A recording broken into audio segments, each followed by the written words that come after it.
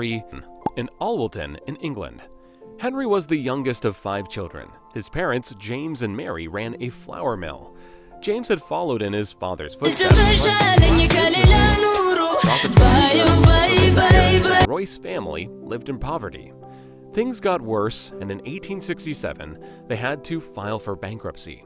Hoping to carve out a better life for themselves, the family moved to London. By this time, the 4-year-old Henry already had his first job, a bird scarer on a local farm. His pay? 6 pence a week. Then, in 1872, disaster struck again. To make ends meet, including the 9-year-old Henry. He began selling newspapers and delivering telegrams. Henry's early years of poverty had a profound effect on him, and by the time he turned 15 years, he had completed only 1 year of school. As a young teenager, he began an apprenticeship with the Great Northern Railway Works. His aunt had offered him some financial support, and despite not having a formal education, Henry grasped every opportunity to educate himself, studying algebra, French, and electrical engineering in his free time.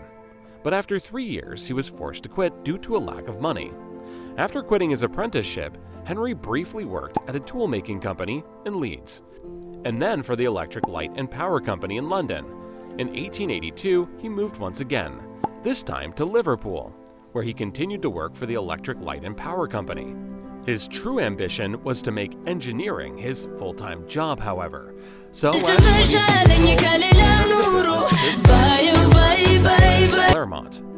They named it F.H. Royce & Company, and for the next few years, they worked around the clock to make electrical components such as doorbells and dynamos. The company kept expanding, and by 1894, they were already making electric cranes too. But Henry's interest started taking him somewhere else: motor cars. While Henry Royce plays a vital role in the Rolls-Royce story, the brand's name suggests there's also another person that we shouldn't forget, and that person is Charles Stuart Rolls. Born in 1877 in London's affluent Berkeley Square, Charles Rolls was the youngest child of Lord and Lady Languedoc. Having developed a passion for engineering from very early on, he went on to study mechanical engineering at Trinity College in Cambridge. Charles knew how to stand out, having gained a reputation for tinkering with engines. He earned himself the nickname Dirty Rolls. And during his studies, he was the first undergraduate to own a motor car after having traveled to Paris to buy a Peugeot Phaeton at the age of 18. At the time, this was extremely unusual, as most people hadn't even heard of cars yet. After graduating in 1898, Charles began working on a steam yacht and then at the London and Northwestern Railway. He was more interested in motoring, pioneering, and salesmanship, however, and with financial support from his father, he opened one of the first car dealerships in Britain in 1903. He named the company C.S. Rolls, and for the next couple of years, he dedicated himself to selling Peugeot and Minerva cars. Business was booming, and Charles used the money to fund his sporting activities. Besides being an avid motorist pioneer and racer, he was also an eager aviator, and as you can guess, both of these hobbies are anything but cheap. Unfortunately for Charles, however, his lifelong passion would eventually cost him more than just his money. When running his company, F.H. Royce & Company, Henry became increasingly interested in motor cars. In 1901, he decided to improve a second-hand 2-cylinder de Calville car that he had bought, but he wanted more, and so he decided to build a car on his own. Henry had an instinctive desire for perfection, and having found construction faults in the de Calville, he vowed to do better. By the end of 1903, he designed and built his first petrol engine, and by the next year,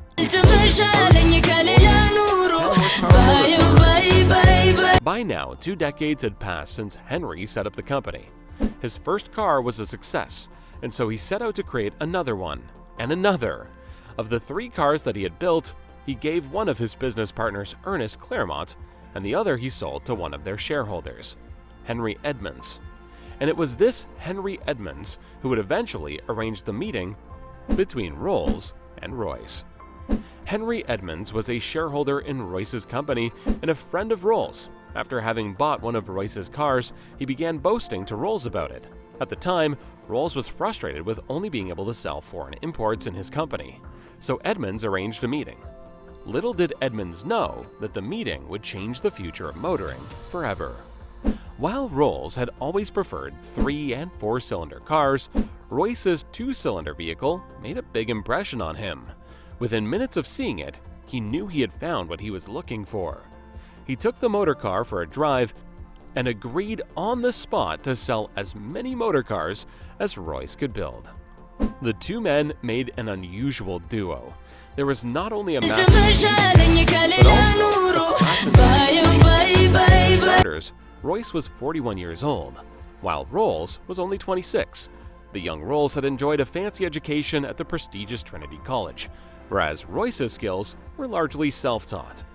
And while Rolls had spent his young adult years racing around in his fancy cars, Royce had been working hard to make ends meet. Would they be able to see eye to eye? While Henry Royce and Charles Rolls were two very different people, they also made a great duo, and the massive success with the cars led to the creation of the Rolls-Royce Company in 1906. Then came the launch of the 6-cylinder Silver Ghost. Within a year, it was hailed as the best car in the world. Impressive! But for this, they also had Charles's partner to thank. Creating a brand requires vision. So while Henry and Charles were busy building and selling motor cars, it was Charles's partner, Claude Johnson, who took on the role of managing director. He knew it was vital to expand the company's reputation, and the publicity genius that he was, he orchestrated a series of stunts to promote the quietness and reliability of Rolls-Royce motor cars. One of his early adverts for the 40 to 50 horsepower motor car promoted it as the 6-cylinder Rolls-Royce, not one of the best, but the best car in the world. With that ad, Claude introduced the phase that would forever be associated with Rolls-Royce. It was incredibly effective. It demonstrated Rolls-Royce's superior performance, and it created a global demand for their world-class engineering. And Claude was so integral to the company's success that he became known as the hyphen in Rolls-Royce. Of course, marketing alone will get you only so far, and both Henry and Charles dedicated themselves to delivering the best quality possible. But it was especially Henry who had a knack for pushing himself to the limit when it came to work. Henry was renowned as a hard worker who never ate properly. Unfortunately, these habits severely affected his health. But surprisingly, he would end up outliving his business partner Charles by a couple of decades. Over the years, daredevil Charles's interest in aviation kept growing. He even tried to persuade Henry to develop a design for an aero engine, but Henry refused. To continue living out his aviation dreams, Charles bought a Wright Flyer aircraft, with which he made over 200 flights. In 1910, he became the first person to make a non-stop double flight across the English Channel. But just 1 month later, everything changed. During a flying display at Bournemouth, Charles was killed in an air crash. He was only 32 years old. He became the first Briton to die in a plane crash, and his premature death meant the end of the short-lived Rolls-Royce partnership. Now Henry would have to continue their legacy on his own. Henry had an innate work ethic, and his innovative designs established Rolls-Royce's reputation for superior engineering and quality. He uncompromisingly persuaded his basic principle of establishing the best design with both the finest materials and the highest levels of craftsmanship. To put it in his own words, strive for perfection in everything you do. Take the best that exists and make it better. When it does not exist, design it. During the First World War, the company expanded into manufacturing something Charles had once requested: aero engines, and during the next couple of decades, the company did extremely well. Unfortunately, Henry kept struggling with his health, and in 1993, he succumbed to digestive tract problems. His death had been brought on by his early years of poor nutrition and a lifetime of overwork. He had spent much of the last years of his life as a semi-invalid, but that didn't stop him from working though. His never-failing enthusiasm and dedication to engineering prevailed, and he continued to work until the very last moment. Literally, his last sketch was made from his deathbed a few hours before he died. He was 70 years old. Rolls-Royce has remained a famous name in engineering.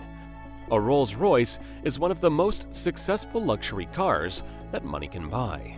And with over 130 dealerships spread over 40 countries, the brand is known far beyond Great Britain.